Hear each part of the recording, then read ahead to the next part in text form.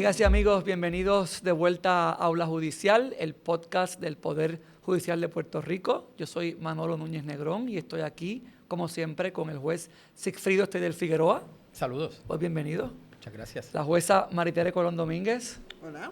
Me han echado de menos, ¿verdad? Claro. Y, y hemos sacado hoy del bullpen al apagafuegos el tocayo Manolo Quiliquini. ¿Cómo estás, Manolo? Todo bien, gracias por la invitación. Siempre es un gusto tenerte aquí. Hoy contamos con un invitado de lujo. Como ustedes saben, hace unas semanas 120 jueces del Poder Judicial estuvieron con nuestro invitado en un taller de todo un día en el marco de unas jornadas de inteligencia artificial que celebró la Fundación del Tribunal Supremo y la Escuela de Derecho de Puerto Rico. Directamente desde Argentina nos acompaña uno de los expertos de la América Latina más reputados y conocidos, el doctor Juan Gustavo Corbalán. ¿Cómo está usted? ¿Cómo les va? Desde la distancia, desde las tierras sureñas de nuestra región, los saludo y gracias por tenerme en el podcast, que me encanta. Por cierto, vi varios episodios y me encanta. Bueno, igualmente, gracias por haber aceptado ser parte de este diálogo. El doctor Corbalán dirige el Laboratorio de Innovación e Inteligencia Artificial de la Escuela de Derecho de la famosa UBA, de la Universidad de Buenos Aires, y es uno de los pioneros en esta área en la América Latina. Así que estamos muy honrados y honradas de que nos acompañe en esta conversación. Yo creo que la primera pregunta que debemos hacer es, ¿cuál es el estado del derecho y la inteligencia artificial en América Latina? ¿Qué está pasando en América Latina en el ámbito del derecho con la inteligencia artificial? Bueno, a ver, si tuviese que hacer una simplificación dramática, diría que antes de ChatGPT, 30 de noviembre de 2022, Latinoamérica estaba intentando subirse o entenderla ya, estaba muy ajeno al derecho y a la justicia, había prototipos y pilotos muy incipientes y era cara, estaba muy lejos de las posibilidades de aplicación de los poderes judiciales y a su vez el usuario final, es decir, la ciudadanía, incluso los operadores, la veían como algo muy lejano en términos de tengo que ir a una empresa y no sé para qué me va a servir.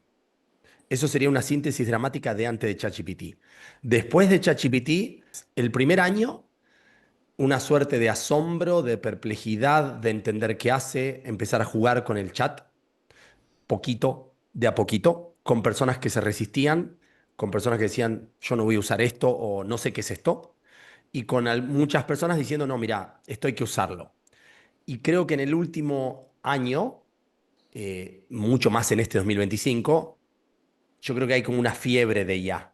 Hay como una carrera por regular su uso y hacer protocolos. Después es tratar de que los usuarios entiendan cómo se usa. Y obviamente entender hasta qué punto habría o no que regularla siguiendo no a los europeos. ¿Cómo están los poderes judiciales de la América Latina utilizando las inteligencias artificiales, si es de alguna manera? Mira, hago un repaso rápido por 3 países, de los más relevantes de nuestra región. Colombia. Colombia dictó una sentencia hace ya un año y un poquito más, una sentencia de 190 páginas, en donde creo que es la primera corte de nuestra región que se expidió muy robustamente sobre cómo concibe a la IA. Es decir, hasta qué punto hay que usarlo o no. De hecho, los titulares serían, en la justicia podría ser de alto riesgo, habría que tratar de hacer IAs locales, y bueno, y podría seguir para no quedarme en ese fallo. Me parece que en Colombia, por lo que he visitado el país y por lo que conozco, hay una lógica de pilotos con copilot y una avanzada ahí.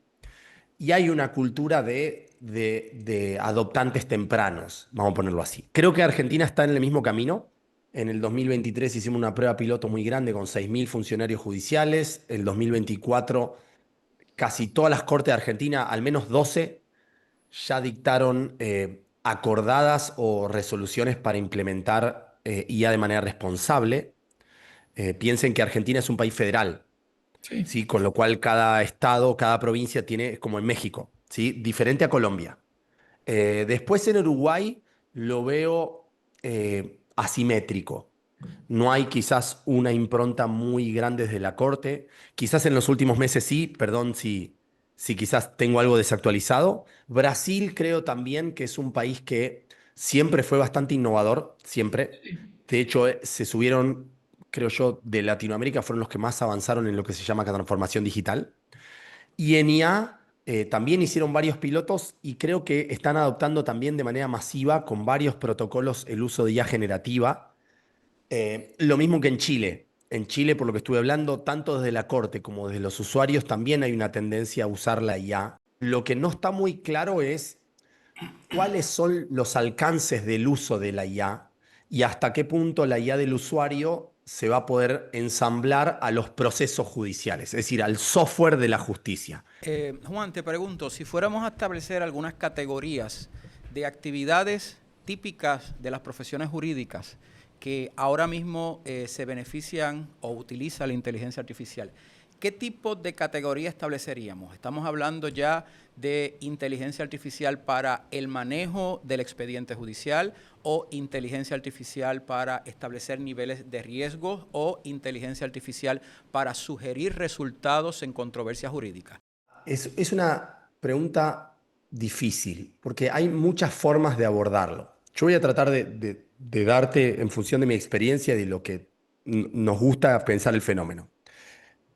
El punto de partida del fenómeno podría ser que la inteligencia artificial es la nueva electricidad. A mí me gusta hacer esa analogía. Es decir, yo tengo inteligencia artificial en el Word y en el Excel ya embebido. Con lo cual, como la IA ya va a ser la capa invisible detrás de cualquier aplicación de software, decir expediente electrónico o expediente y divorciarlo de la IA, en mi opinión, esta es una opinión personal, no tiene mucho sentido, porque probablemente el expediente electrónico pueda estar embebido de IA en función de diferentes usos. Entonces yo lo que diría es que hay una primera capa de uso de IA que es una capa transversal e invisible, que es lo que podríamos denominar la IA como asistente masivo transversal. Es decir, quiero arreglar un texto, quiero extender un párrafo, quiero razonar esta letra, quiero tratar de ampliarla, quiero tratar de verla en una infografía y así podría seguir y seguir y seguir. Es decir, lo que podríamos decir manipulación de texto. Es decir, la IA ya es la nueva interfaz para manipular texto. Entonces, pensarla en términos de, no, la IA va a estar solo en un lugar, me parece que esto no da cuenta del avance actual de la IA, que ya es la capa invisible de software. Ahora bien, sobre esa capa, creo yo que hay tres grandes áreas en la judicatura, en la labor judicial y si quieren en el derecho en general. Una área es que creo que en las mediciones que hemos hecho nosotros es el uso más grande, que es el uso de asistente para la redacción de documentos jurídicos o de resoluciones o de la plantilla, el modelo. Es decir, como un instrumento que va a mejorar la forma en que se redacta o incluso va a redactar el documento jurídico. Es decir, y esto es un uso que vemos transversalmente en los usuarios, te diría, de los más usados. En el ranking que hicimos en Argentina sobre 6.000 abogados y 5.000 funcionarios judiciales, estamos hablando de 11.000 personas que medimos, basado en la cantidad de prompts que tuvimos que analizar. Bueno, el uso principal no era búsquedas, ¿sí? Y no era síntesis, era ayudarlo como un redactor. Es decir, que me ayude a redactar el documento, porque en definitiva la labor judicial siempre es, hay que redactar un template, hay que hacer un documento, ya sea una respuesta.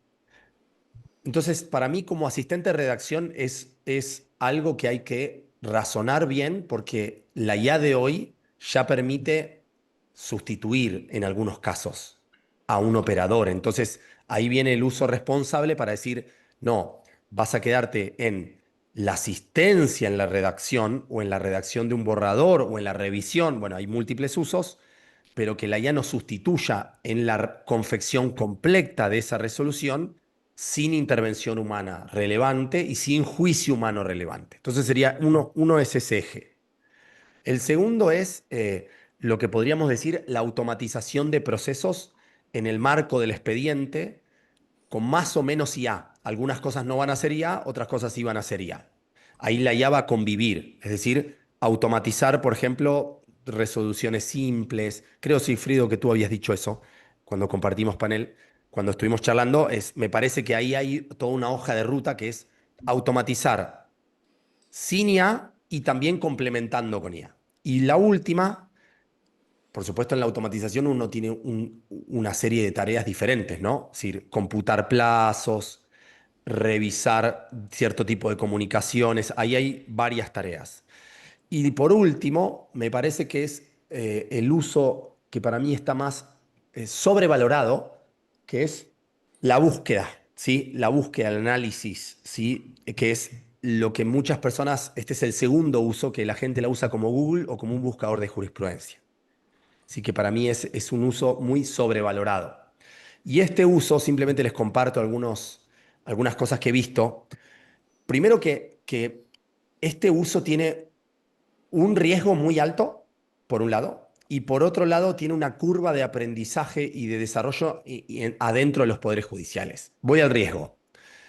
Estas IAs no están entrenadas con toda la jurisprudencia de Puerto Rico de manera eh, capilar, segmentada, etiquetada, etcétera, etcétera. Es decir, lo que requeriría que entienda muy bien la jurisprudencia de Puerto Rico, ¿sí? Ha tenido acceso a bases de datos de la justicia eh, puertorriqueña, pero eso no significa que haya sido entrenada para dar soporte o para hacer búsquedas inteligentes, ¿sí? Entonces, ahí me parece que hay un punto clave que es que cuando las personas la usan como búsqueda, muchas veces no solo que introducen el riesgo de que alucine o invente fallos, que es lo más famoso, sino que además la IA de hoy es una IA que nos adula mucho, intenta decirnos cosas para que nosotros sigamos usándola. Esto tiene una faz técnica que no puedo hablar aquí para no abundar, pero esto ¿qué problema tiene? Que el usuario va a pensar que aunque ese caso exista, hay grandes chances de que la IA le haga decir cosas que no dice o lo distorsione. Y de hecho, que esté desactualizado, y así podría seguir y seguir. Entonces, el uso de búsqueda de jurisprudencia o ese tipo de usos vinculados a que la IA me ayude a buscar fallos, que es el uso clásico en la justicia, porque quiero citar fallos, me parece que es muy riesgoso y a la vez requiere tener dentro de la justicia un algoritmo o un sistema de IA que esté entrenado para las búsquedas. Podría ser un modelo de lenguaje abierto, open source, on-premise, no importa, no me quiero poner técnico, pero lo cierto es que esto es una curva de aprendizaje que vamos a tener los poderes judiciales, es decir, entrenar una IA con la jurisprudencia del Poder Judicial de Puerto Rico. Y eso no se hace un día para el otro. No es me meto en ChatGPT y lo consigo rápido. Por eso digo que ahí, en este tercer uso, que es la famosa búsqueda o análisis de jurisprudencia, hay que tener mucho cuidado. De hecho, desde el punto de vista del abogado practicante, es sumamente preocupante para nosotros las alucinaciones. Pero fíjate, recientemente aquí hubo un caso que nos hizo pensar, un abogado radica varios escritos con 55 citas fantasmas, pero lo que de momento me doy cuenta es que si el abogado opositor no hace su trabajo de validar y verificar estas citas, el escrito llega al expediente judicial tal y como se radicó. Y a veces los jueces no tienen los recursos y el tiempo para validar cientos de citas. Mi preocupación grande que traes con ese último punto es que de momento el juez descanse en lo que radica un abogado sin oposición del otro y sea información mala. Y por primera vez pienso que quizás es necesario que los abogados sí digan en su escrito que la investigación se hizo parcial o totalmente con la inteligencia artificial para que así la parte opositora o el juez estén al tanto y traten de validar lo que a lo mejor él no validó. Y saben que tenemos 3 casos ya reportados recientemente sobre eso. No sé cómo están haciendo en Argentina y si están sancionando a los abogados que no ejercen esa cautela al momento de radicar mociones. La respuesta es sí. Yo creo que hasta hay un fetiche por buscarlos e intentar sancionarlos, ¿sí?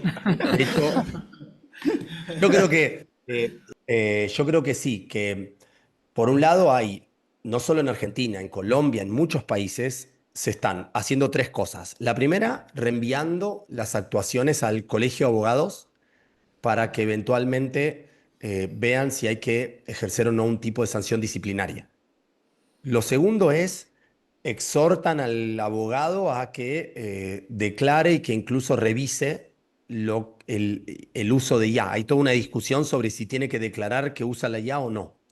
Me parece que en un punto esa discusión no tiene mucho sentido, al menos de mi opinión, por el estado actual de la tecnología. Es como si yo tengo que declarar que voy a usar el Word. En un punto la IA ya es el software con el que vamos a existir. Entonces me parece que ya parte del compromiso ético es revisar lo que hace cualquier sistema de software que tenga IA. Y uno tercero es que el tema de las alucinaciones, ¿sí? Que invente, porque tú me dijiste recién 54, me dijiste 54 fallos. Exacto. Es un récord, de los que conozco creo que es el que más le inventó, ¿sí? Hay 54, hay que citar 54 fallos falsos, ¿no? Creo que nunca lo vi. Falsos además.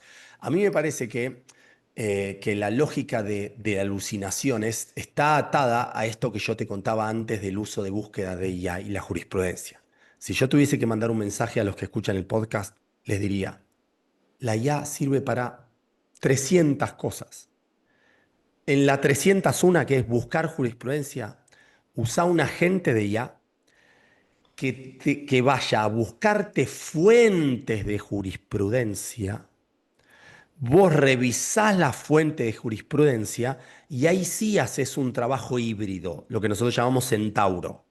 ¿Vieron como la mitología? Sí, centauro, ¿qué es? El modo agente de ChatGPT o un agente que investiga es capaz de encontrarme 600 sitios o 300 o 500 en donde pueden estar publicados ciertos fallos o incluso links de fallos. Pero yo después humanamente voy a revisar que ese fallo diga lo que dice. Y ahí podría usarla ya una vez que obtuve el fallo. Pero esto de le pido a la IA que agarre este escrito y que le ponga citas a este escrito y jurisprudencia es lo peor que uno puede hacer hoy con la IA. Yo estoy de acuerdo contigo, Juan, cuando mencionas que requerir a un abogado que diga que utilizó la inteligencia artificial como parte del proceso de investigación no tiene mucho sentido, sobre todo cuando se piensa que, por lo menos en nuestro ordenamiento, y existe un deber ético de los abogados de comunicar el derecho tal cual es. Es decir, la inteligencia artificial alucina creando precedentes que no existen sobre distintos temas, pero también la ineficiencia o falta de rigor del abogado crea una comunicación sobre derecho que no necesariamente es confiable. Así que pienso que al final pedir que revele que utilizó la IA, ¿qué búsqueda tiene? ¿Excusar el hecho de que no corroboró lo que le dice la IA? No, el deber de corroborar lo que dice la IA es independiente del método que utilizó para investigar. Pero miren la realidad. Yo estoy cogiendo lo que dijo Corbalán de que en la investigación legal, en el caso 301, esa no la deben utilizar. Yo lo único que diría es, como pasa por ejemplo con traducciones, esta traducción la hizo inteligencia artificial. ¿Por qué? Porque yo como juez quiero saberlo porque quiere decir que tengo que ser más cuidadoso. Mira lo que ha pasado. 2 jueces federales han tenido que retirar sentencias y mi preocupación es qué pasa cuando un juez recibe este escrito fabuloso, pero no tiene el tiempo y no tiene los recursos para validar todo eso. Claro, el abogado cuando lo averigüemos, cuando se descubra, si se descubre, va a pagar los platos rotos. Pero ¿qué pasa con una sentencia basada en hechos o jurisprudencia falsa? Entra a los libros de nuestro sistema judicial y esa es la preocupación que tengo porque la realidad es que los jueces en Puerto Rico están abacorados de trabajo y no tienen el acceso digamos, a West o Lexis, que yo le diga, aquí tienes todos estos casos y identifícame cuál es falso o no. Y no puedes utilizar la inteligencia artificial para eso, porque esa moción de 55, yo le di la moción a varios sistemas y nunca me identificó que eran falsos. Así que veo que desde el punto de vista práctico, un aviso de que la investigación fue asistida por inteligencia artificial, nada más es una bandera roja para que el juez entonces, si quiere chequear y hacer su trabajo, que lo haga. Los riesgos, Corbalán. ¿Qué riesgos hay con todo esto para los poderes judiciales? En definitiva, tenemos como una especie de beneficios, porque por eso estamos discutiendo y charlando de que hay que usar la IA, porque trae muchos beneficios, y estamos calibrando el tipo de riesgos y desafíos. Déjenme que, incluso para los oyentes, así traemos una anécdota que a mí me encanta siempre citar, cuando irrumpe una tecnología y uno está pensando en cómo regularla, hacer un protocolo, estándares éticos, etcétera. ¿Se acuerdan cuando salieron los autos, 1840 aproximadamente? En Londres, la idea fue, como el auto podía eh, lesionar a alguien, tenía que ir una persona delante del auto con una bandera roja, se llamó ley de bandera roja, y tenía que hacer así para avisar que venía el auto. A mí me encanta ese ejemplo como el ejemplo de absurdo regulatorio, ¿no? Es decir, un auto y un humano caminando adelante del auto. O sea, imagínense cómo hubiese salido la historia de la humanidad si el auto, es decir, esa es la lógica. O sea, la manera de evitar que el auto lesione era poner un humano delante. ¿Por qué traigo esta anécdota a colación? Por supuesto, esto es una opinión y todas son válidas y me parece que estamos pensando juntos cómo hacer. Si la IA se torna el nuevo estándar de software, pedir que se declare que use la IA, ya no solo más allá que tenga una razón válida para pedirlo, que es la que decía nuestro colega. Sí, perfecto, me levantás una bandera roja, por eso me acordé de la ley de bandera roja. El punto es, si la IA está en el Word y el asistente ya está embebido en todos lados, y lo estamos enseñando en las facultades de a poco y en la justicia a que lo usen, el punto no es declarar que se use. El punto es declarame cómo lo usás, no qué lo usás. Para mí ahí hay un punto. ¿Sí? No qué lo usás, porque es una obviedad, tenés que usar software y ese tipo de software. Y entonces en los usos, ahí hay dos formas, creo, de que el justiciable o el abogado entienda cómo la justicia lo usa. Después estará el juez que va a las 12 de la noche en su domicilio y dice, yo no voy a hacer nada de lo que me dice el protocolo, y voy a hacer lo que yo quiera. Bueno, contra eso no podemos hacer nada en principio, salvo el juicio político. Y en función del resultado, el juez escribe algo y después veremos el resultado del juez. Pero la primera forma es que el Poder Judicial explicite cuáles son los usos recomendados y los riesgosos para que el Poder Judicial, para que el abogado sepa de qué forma. Ahora, si quieren, voy al abogado. Y acá tenemos dos tendencias, que yo no solo lo estoy viendo en Argentina, estoy viendo en varios países y si quieren, acá comparo Colombia y Argentina por poner dos ejemplos. En Colombia, el uso de IA en la justicia, en función de lo que dice la Corte, la Corte Constitucional, es una suerte de alto riesgo para la justicia, ¿sí? Algo parecido a lo que pasa en Europa. Yo no solo estoy en desacuerdo con eso, sino que en Argentina, por ejemplo, nadie la consideró de alto riesgo la IA en la justicia, per se.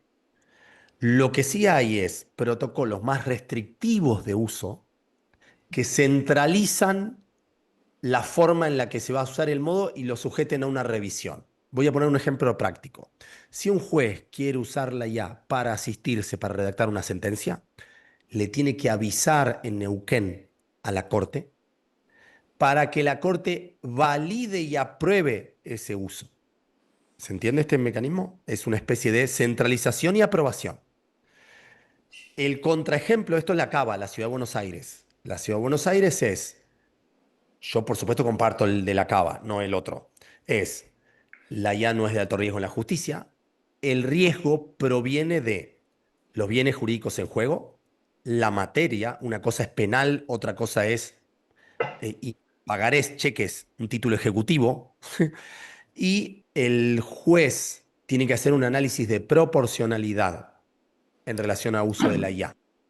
¿Y por qué esto me parece interesante? Porque si a un juez le permitimos, por lo menos en Argentina está permitido, que declare la inconstitucionalidad de una ley, o él puede declarar la inconstitucionalidad de una ley, pero no puede decidir cuán riesgosa es una IA en su actividad y en su esfera de actuación. No tiene ningún sentido. O sea, lo limitamos como si fuese una especie de empleado. Cuando usa IA, y después pasa a ser una especie de rey en relación recuerden que en Argentina, digo porque en casi ningún país hay esto, los jueces pueden declarar de oficio y no concentradamente, de manera difusa, la inconstitucionalidad de las normas. Entonces, entre estos dos protocolos hay como un abanico de opciones, dependiendo de la impronta que le quieren dar, y hay algunos tribunales que hacen como una especie de catálogos de usos más riesgosos y de usos menos riesgosos. Y por último, con esto termino, en relación a la abogacía, por supuesto en Estados Unidos ya varias asociaciones de abogados han dictado protocolos, ¿sí? Una suerte de usos responsables. Recientemente el Colegio de Abogados de la Ciudad de Buenos Aires dictó uno de estos. Me parece que habría que, cada colegio profesional tendría que tener una suerte de guía, recomendaciones, para que el abogado tenga orientaciones éticas, porque después, si le van a hacer una sanción, el que va a evaluar la sanción es el colegio profesional. Entonces me parece bien que el colegio profesional argumente sobre cuáles serían los usos riesgosos o no riesgosos. En esa misma línea, ¿cuáles serían entonces? Usted ha hablado en algunos artículos de una IA transparente y auditable. ¿Cuáles serían los principios éticos que deberían regular el uso de la IA?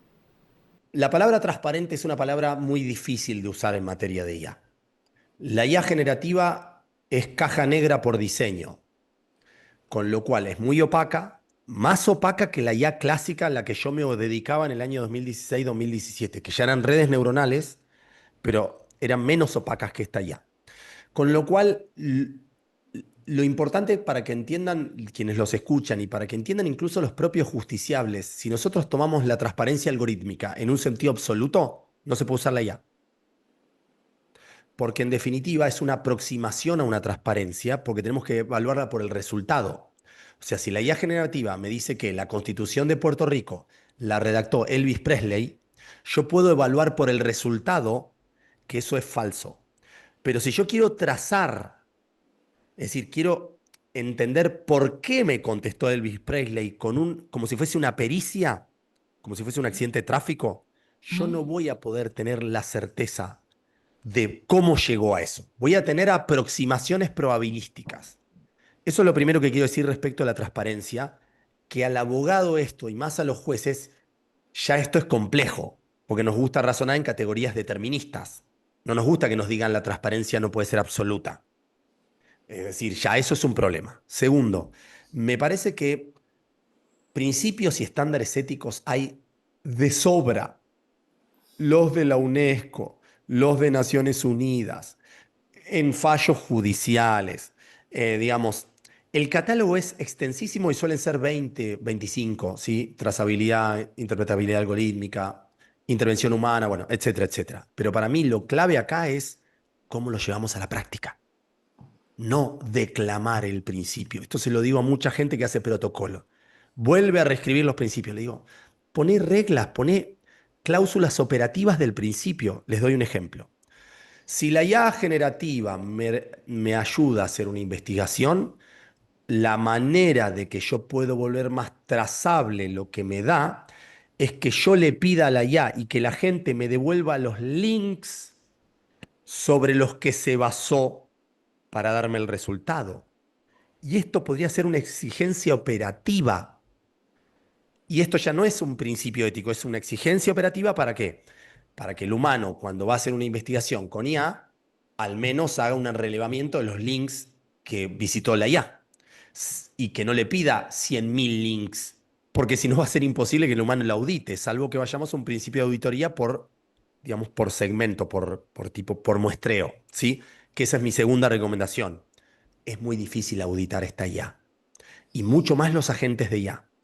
Lo que hay que hacer, me parece, es pruebas piloto y hacer áreas de evaluación de impacto que hagan control por muestreo para que hagan ciertas pruebas y digan, este uso empieza a ser riesgoso porque hicimos estas pruebas y esto nos da que esto pueda aumentar el riesgo. Eso es un poco mis comentarios respecto de este tema. Está muy bien. Juez Steidel. A mí el tema de la transparencia como principio, que veo su utilidad sobre todo en un sistema democrático, me genera muchas dudas. ¿Quién evalúa la corrección de un dictamen basado o apoyado en inteligencia artificial a base de hacer esa evaluación de los links, el propio Poder Judicial, o se creará un organismo centralizado para evaluar la transparencia en los procesos gestionados por inteligencia artificial, o será un principio que permitirá a cualquier ciudadano obtener esa información bajo las leyes clásicas de transparencia y de información. O sea, me resulta un poco complicado cómo uno como juez puede comunicar o por lo menos viabilizar ese principio de transparencia en sus fallos. Segundo, ¿cómo nosotros como Poder Judicial podemos viabilizarlo de aquí pensando en 10 años, cuando la inteligencia artificial no sea lo que es hoy día, que esté mucho más arraigada en la actividad judicial y en las profesiones jurídicas? Así que me cuesta entenderlo, cómo se operacionaliza el principio de transparencia con esta realidad. Y hacia eso va mi pregunta. Mira, coincido plenamente con lo que dices y es difícil entender cómo va a evolucionar la concretización del principio de transparencia algorítmica o de explicabilidad. Recuerden que hay 3 categorías: explicabilidad, interpretabilidad y trazabilidad. Para mí esas 3 categorías son las que le dan cuerpo a la palabra transparencia. Entonces, si quieren, voy rapidísimo por las 3. Explicabilidad.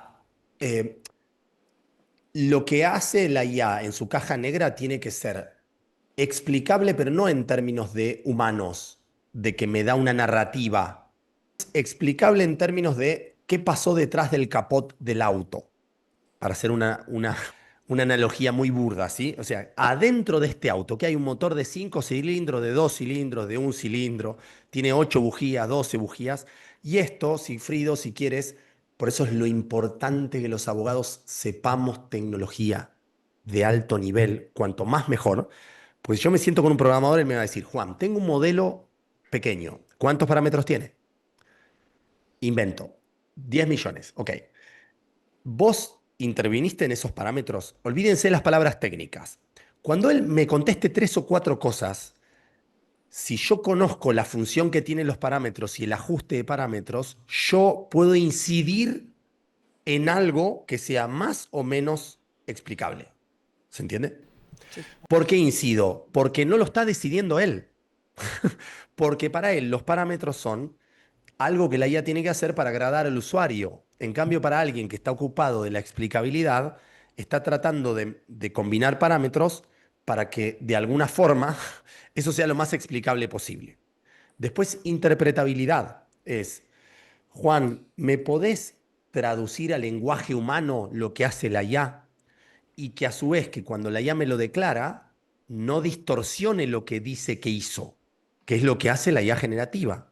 Suponte, Maritere, si tú le dices: dime por qué este caso se resolvería de tal manera, y le adjuntas un documento, te va a dar toda una devolución. Te va a decir: este caso se resolvería así. Bueno, ahora quiero, bajo la luz de la teoría de la interpretabilidad, quiero que me digas cómo llegaste a este resultado.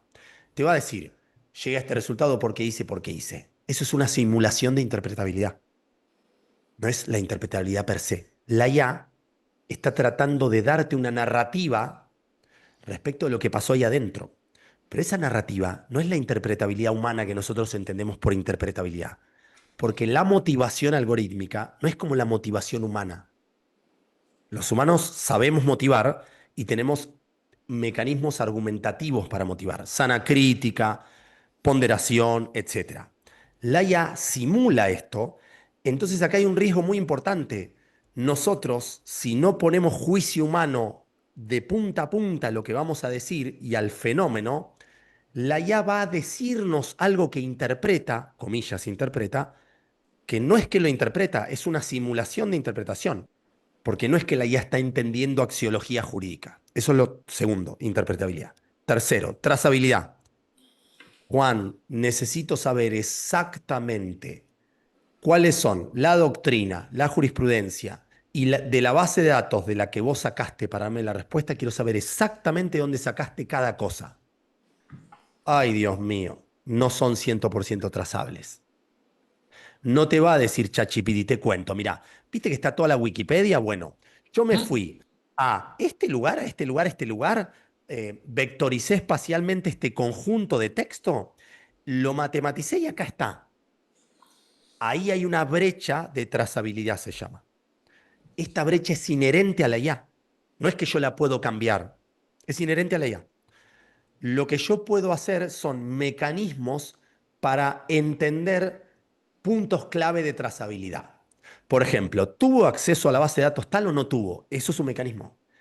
Por ejemplo, yo podría decirle, a esta base de datos vas a acceder y a esta no vas a acceder. Por ejemplo, el Rincón del Vago. Es un lugar en donde los estudiantes van y se publican cosas, guías de estudio que no están validadas. Yo podría hacer que la IA no vaya a esa fuente de estudio. No estoy diciendo que con esto resuelvo el problema, porque los tres escenarios se abordan desde la mitigación, no desde la resolución. Hay que hacer cosas para mitigar esto. Sigfrido, y con esto cierro, esto es tan complejo que en mi opinión, y ustedes nos vamos para atrás, año 1950, ¿había un director de informática? No, no había un director de informática. ¿Cuándo nacieron los directores de informática? Con el software. ¿En los 70? No. ¿En los 80? No. A partir de los 90. El director de tecnología cada vez tuvo más protagonismo. El director de IA. Más. En su área va a estar evaluación de impacto algorítmico, prompting, auditorías. Si no invertimos en dirección de IA, les digo porque en Argentina, por ejemplo, en diciembre nosotros del laboratorio ayudamos a una organización de 1000 abogados. Ya tiene una directora de IA, que tiene 3 personas trabajando y tiene un plan estratégico. Es la única manera de ordenar este tsunami. Si esto se lo damos a un director de tecnología, que es el plomero del Titanic, no hay forma de que pueda llevar adelante esta agenda. Perdón la analogía. No, yo quisiera que, abundando un poco en el área de la trazabilidad, en uno de los episodios anteriores hablamos de un caso de sesgos algorítmicos, ¿verdad? Un caso ya presentado en un tribunal. Y creo que eso va también a traer unos issues en los tribunales en cuanto a qué prueba se presenta, ¿verdad? Para demostrar que en efecto el software, que en aquel caso era un software evaluaba todas las solicitudes de personas que estaban que solicitaban renta, ¿verdad? Rentar propiedades y decidía quiénes estaban cualificadas y quiénes no, y, ¿verdad? Una demanda indicando que ese software, ¿verdad? Discriminaba contra ciertos grupos vulnerables, y entonces el asunto en el tribunal o uno de los asuntos que estaba presente, si en efecto ¿verdad? Era discriminatorio, pero ¿cómo lo probamos? Y de hecho, uno de los asuntos que se planteaban era secreto de negocio. Las personas del software, ¿verdad? Dueñas del software decían, no, es que eso es un secreto de negocio, yo no lo puedo divulgar, ¿verdad? Todavía en aquel momento no se había resuelto esa controversia, pero me parece que con esto que dice de lo complejo que es, ¿verdad? Va descubrir cómo es que funciona, ¿verdad? Ese software, pues va a ser difícil entonces también probar ese tipo de reclamaciones en un tribunal. Maritere, para ser sintético con los sesgos, hay 3 grandes capas de sesgos. Sesgos de los datos de entrenamiento, en realidad 4. Sesgo de los datos de entrenamiento. Los sesgos inmanentes en los datos de entrenamiento. Imagínense, son corpus enteros de lo que dicen los humanos. Y los humanos sesgan por diseño. Con lo cual, la IA aprendió dramáticamente a sesgar. O sea, es sesga por diseño en la IA. Ese sería el titular. La IA sesga por diseño.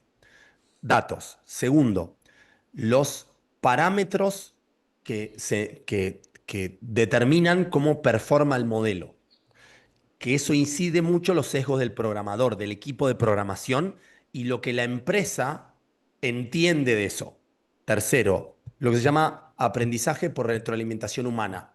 Todos estos modelos de lenguaje, ChatGPT, Gemini, tienen cientos de personas que van etiquetando respuestas para hacer lo que se llama retroalimentación humana, como, para que lo entiendan los que están escuchando el podcast, ¿viste cuando vos estás con Netflix y reforzás me gusta mucho y lo pones expresamente? Netflix te personaliza, pero a su vez dice, dame tu feedback expreso. Las empresas contratan a estas personas para que elijan cuál es la mejor respuesta, porque de esa manera entrenan mejor el modelo. Esas personas también tienen sesgos, que son los que controlan y los que eligen la respuesta, dependiendo si son de Estados Unidos, dependiendo si son ingenieros o no, dependiendo si son economistas o no. Y el cuarto tipo de sesgo es el que introduce el humano con su prompt. El que introduce el humano con su prompt. Hoy en día, ciertos prompts aumentan el riesgo de sesgos, dependiendo qué sesgo, sesgo de género, etcétera, y ciertos prompts mitigan el riesgo de género. Si no nos formamos para los cuatro, es muy difícil mitigarlos, ¿sí? Porque la IA es una máquina de sesgar. Kilikini. Uno de los problemas más grandes en Estados Unidos es el acceso a la justicia, donde tenemos personas de escasos recursos que apenas pueden contratar un abogado. Y es algo que nos ha sido muy difícil combatir. Sin embargo, se habla de que la inteligencia artificial en alguna de sus generaciones podrá ayudar a atacar este problema. Yo personalmente tengo serias preocupaciones porque sabemos que hay una brecha digital, pero también hay una brecha económica digital donde aquellos, y vamos a coger el caso de ChatGPT, ChatGPT está gratis, está a $20 y está a $200 y ahora va a sacar uno más caro. ¿Cómo tú ves la inteligencia artificial atacando esta problemática y pudiendo darle acceso a aquellas personas de escasos recursos para que puedan defender sus derechos? Todas preguntas sencillas estamos abordando, me encanta. Todas preguntas muy fáciles de responder. Mira, me parece, para contestarte breve también, porque esto es un tema muy importante, primero hay que abordar la brecha digital, ¿sí? Es decir, la brecha digital es personas que no pueden acceder a dispositivos que, hasta donde entiendo, en Puerto Rico es muy marginal la brecha digital, ¿no? En otros países por ahí es más amplia. Una vez resuelta la brecha digital, me parece que la IA se va a tornar un derecho. ¿Ustedes se acuerdan cuando era utópico en los 2000 decir que Internet iba a ser un derecho? Yo me acuerdo que iba a eventos y decía, Internet va a ser un derecho. Y la gente decía, no, ¿qué está diciendo? Internet fue un derecho, es un derecho. La IA va a ser un derecho. Hoy quizás no es un punto. La IA va a ser un derecho, es decir, derecho de acceso a la IA. Así como hace 10 años ya todo el mundo y los ciudadanos ya exigen acceder a Internet porque hay un derecho a acceso a Internet. Entonces, eso es lo primero, de base, ya tenemos que empezar a pensar a la IA como un derecho, a satisfacerle al ciudadano, es decir, darle acceso a la IA. Y ahí me parece que hay que seguir algo que hace bien la OEA, que se llama estrategia multicanal, que es adaptar el tipo de asistencia de IA en función del tipo de vulnerabilidad y el tipo de prestación. Entonces, por ejemplo, se acaba de inundar un barrio. Si el ciudadano, les digo porque participé en ese proyecto, yo fui, antes de ser juez, yo fui funcionario público y era director de salud y director de áreas que tenía que hacer prestaciones sociales. Cuando hay que decirle al ciudadano que tiene que hacer un pedido a la administración para tener un subsidio por inundación, tiene su casa inundada. ¿Qué le voy a decir? Que imprima una nota y que se ponga en su casa a armarme un modelo de nota.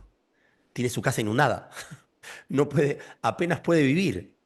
Entonces, ahí la IA me parece que va a ser muy buena para hacer de manera proactiva a las personas vulnerables, ayudarlas a completar trámites y formularios, que en materia de, por ejemplo, de acceso a la justicia, en materia de víctimas de violencia de género, o entre otras, Maritere, no sé si Mariana te mostró algo de eso de lo que hacemos, es, bueno, ¿cómo logro yo que la IA no revictimice a una persona? Porque las comisarías o las áreas de recepción de denuncias les vuelven a preguntar lo mismo.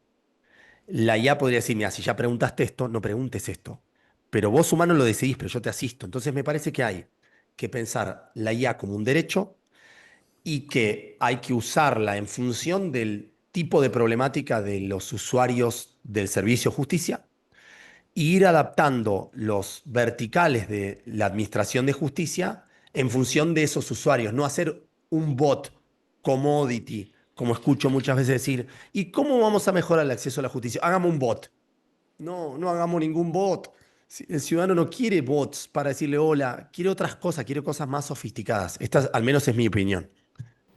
Mariana Sánchez, que trabaja también en el laboratorio, no me había hablado Y que estuvo en Puerto Rico. y que estuvo en Puerto Rico también con los jueces, no me habló de ese tema, pero sí me habló de un tema que creo que debemos abordar también, que es el asunto de la privacidad, y sé que ustedes han trabajado con algunos proyectos sobre eso, cómo la gente, ¿verdad? Pues utiliza ChatGPT, Gemini o cualquiera de estos, incluso Notebook LM, diciendo, bueno, pues como le estoy entrando solo los datos, solo unos documentos para que me los resuma, pues esto es privado y más nadie lo ve. Y recuerdo que una pregunta que hizo una de los jueces en la conferencia fue, pues entonces ese sí lo podemos utilizar y ahí yo puedo entrar cualquier información, no lo va a ver nadie. Y la contestación del doctor, sí, nadie, solamente tú y todos los que trabajan, ¿verdad?, en Google y todas esas personas que también, ¿verdad?, van a tener acceso a esos documentos que cargaste. Así que el asunto de la privacidad es algo muy importante y que quizás las personas no todo el mundo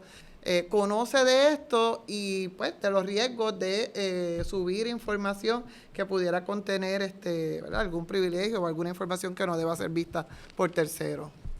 Bueno, si nosotros nos acordamos de cómo fue evolucionando Facebook, Instagram e incluso las plataformas que hoy tenemos en nuestro dispositivo móvil, eh, nosotros ya estamos habituados a algo que se llama perfilado.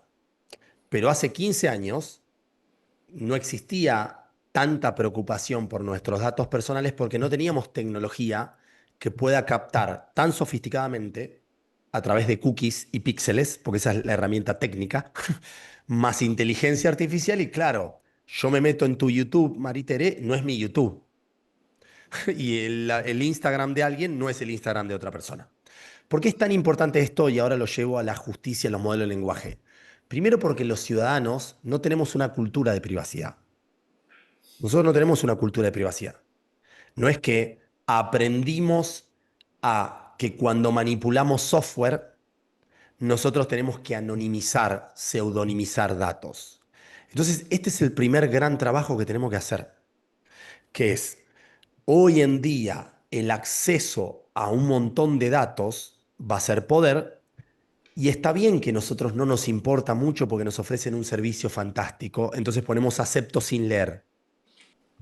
Ahora, cuando estamos manejando casos penales, violencias, familia, por decir los más críticos, ¿no? Nosotros vamos a tener que enseñarle a los operadores jurídicos que no pueden manejarse con Notebook, Gemini, ChatGPT y la IA que sea, aunque el Poder Judicial haya firmado un convenio. Acá hay algo muy puntual. Porque el ciudadano no nos dio el consentimiento de que el Poder Judicial use Copilot. Ahora, Copilot lo usó el Poder Judicial. Está perfecto y está fantástico que lo use. El tema es que hay un tipo de datos sensibles, personas que declaran que fueron abusadas, que en mi opinión el concepto clave es soberanía. El dato se tiene que quedar local. Y si va a una IA, tiene que ir a una IA de manera anonimizada. Porque si no, no es lo mismo que yo meta un contrato de locación de servicios en ChatGPT. Probablemente no pase nada. O una demanda que promueve un juicio ejecutivo. Probablemente no va a pasar nada que lo meta en ChatGPT.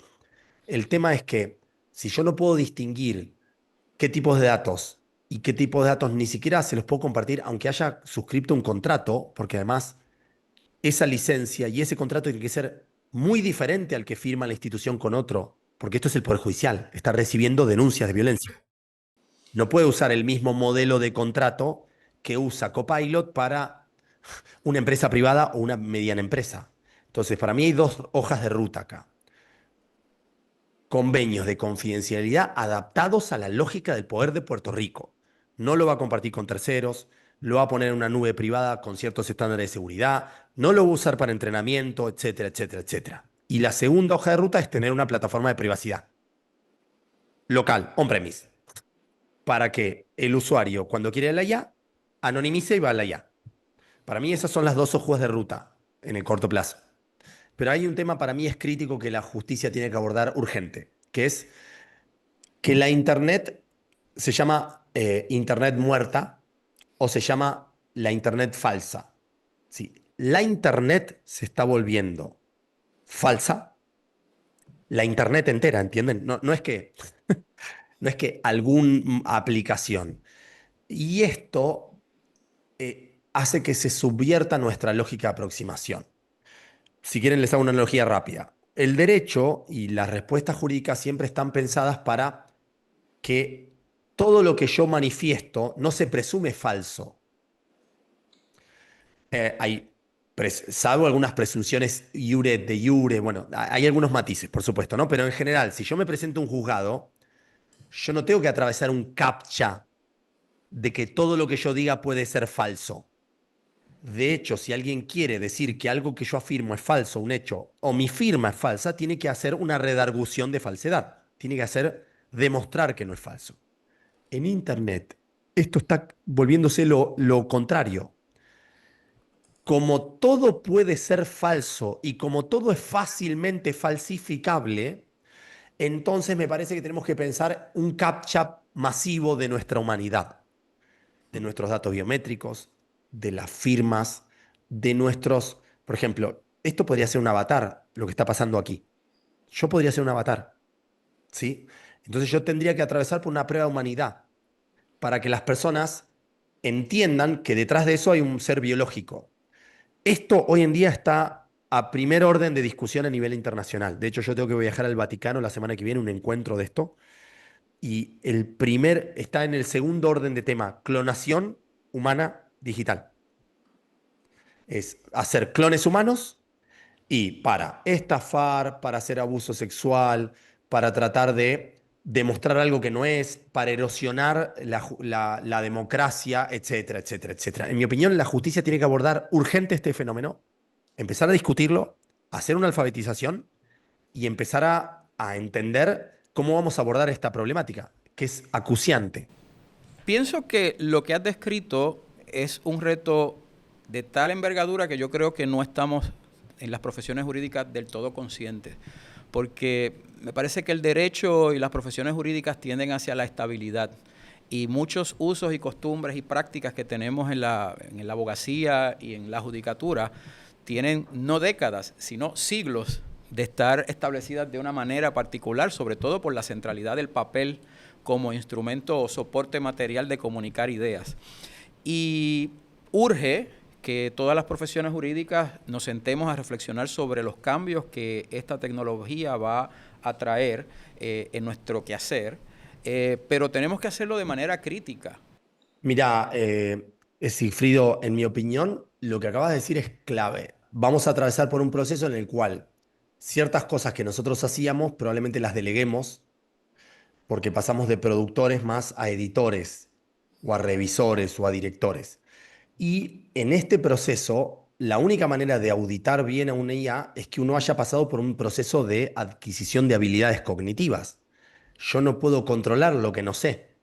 Esa es una máxima.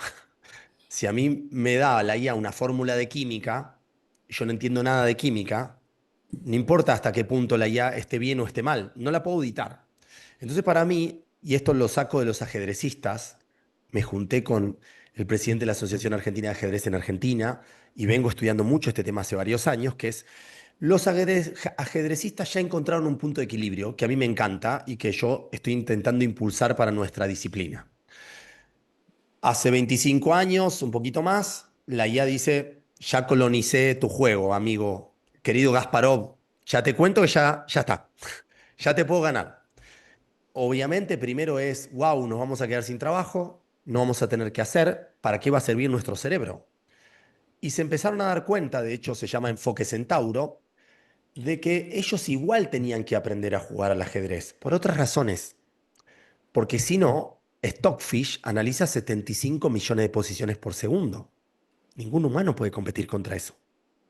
Entonces, ¿qué hicieron? Por un lado, lo simplifico dramáticamente, entrenan con la IA y entrenan sin la IA, porque la idea es tener competencias cognitivas. para que cuando vayan a jugar humano versus humano, la IA no juegue por ellos, porque si no, que la IA viva en nuestro planeta y nosotros nos mudamos de planeta.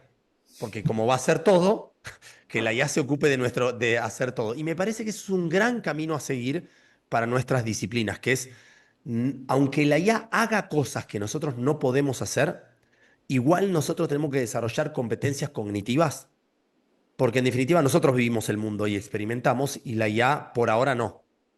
Por ahora, pero puede que esa sea la ruta por delante. Quedan muchas preguntas y siempre quedarán preguntas sin contestar. Yo de vuelta con el plomero del Titanic, que es donde yo pertenezco.